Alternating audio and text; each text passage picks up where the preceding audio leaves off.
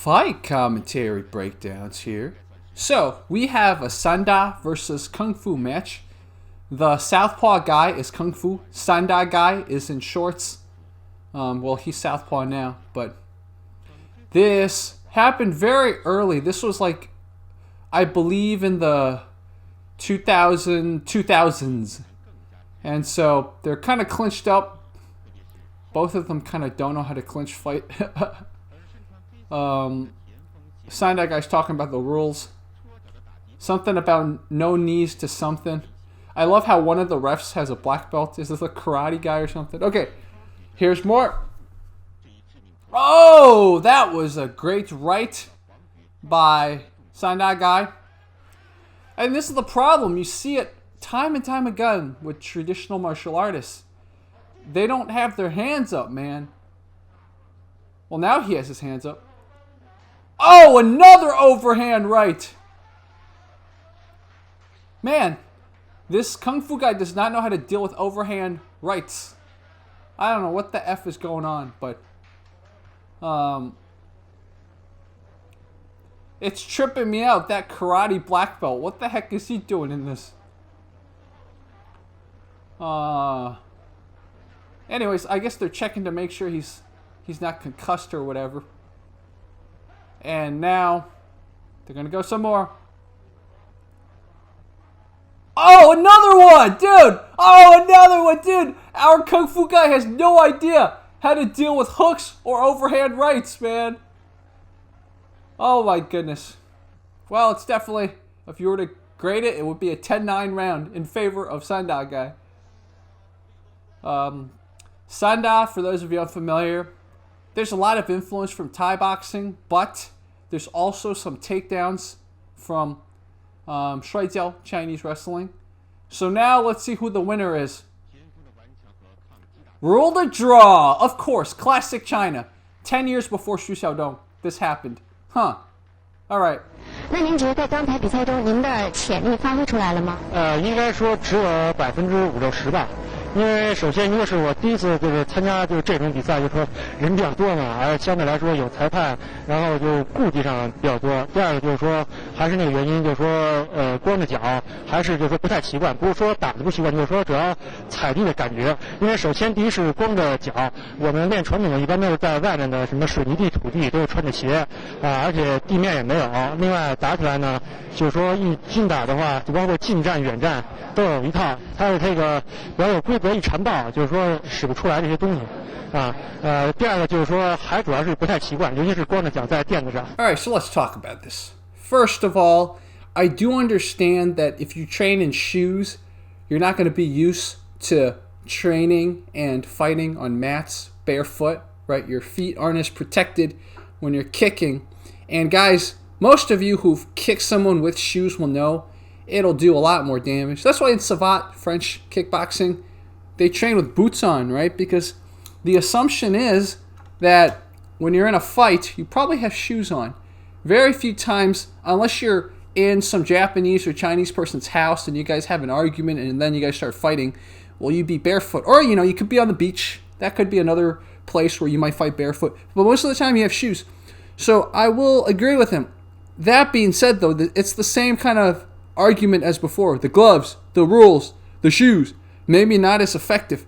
So why don't we give Sanda guy some shoes, make it bare knuckle, and let's see who wins. I bet you he'll beat you even harder, because if you couldn't beat him with gloves and no shoes, he will hit you and do much more damage with shoes on and with gloves. Just some thoughts, guys. Just some thoughts. Okay, next match. Here's a Wing Chun guy versus a boxer. Wing Chun guy with his trying to do little lopsow things like that. Nope, none of his trapping, none of his sticky hands are working. So let's look at it in slow motion. He tries, I forgot what it is, a bong sao or a buse sao or something. And then, why would you, like, your trapping should not leave your face open. He's trapping the wrong way, man. Trap the boxer's arms against his body. Don't move it out. Let me explain further. Think about it like this. If you're blocking or you're trapping, you shouldn't make it easier for your opponent to hook you or to overhand you. But his trapping, his bung sao, his whatever is making it easier for the opponent's punches to reach him. Watch it. Yeah, guys, I don't know what to say.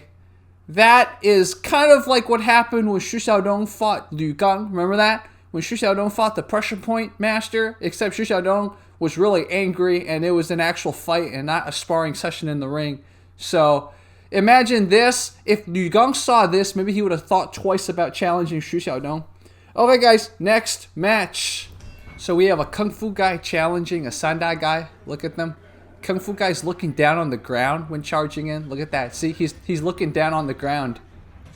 That is not very effective because you don't know where you're hitting, right? Unless you have like perfect muscle memory. So now, Sanda guy is responding, right? He's looking on the ground, so you gave him one uppercut. That's all it took. Look at him showing mercy, man.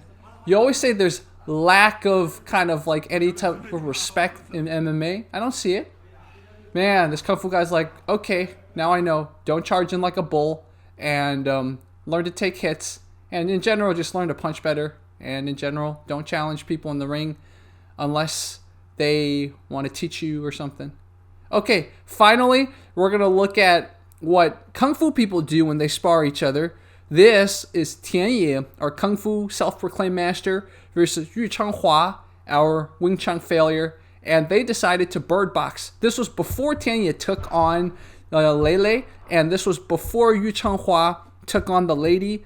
But of course, this was after Tian bird boxed Xu Xiaodong, and this was after Changhua got defeated by the one-armed boxer. So this is kind of putting it in the time frame. All right, let's go.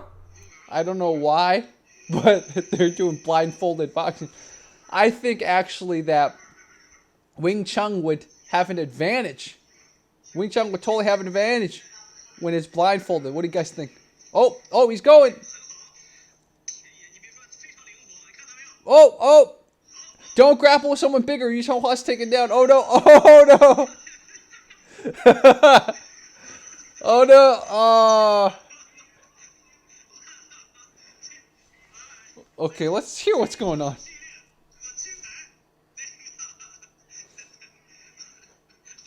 They're doing this in a cage too.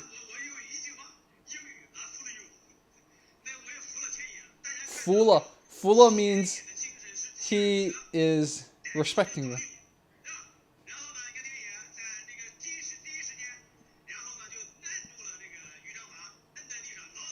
Okay, so this guy's just basically going over what's happening.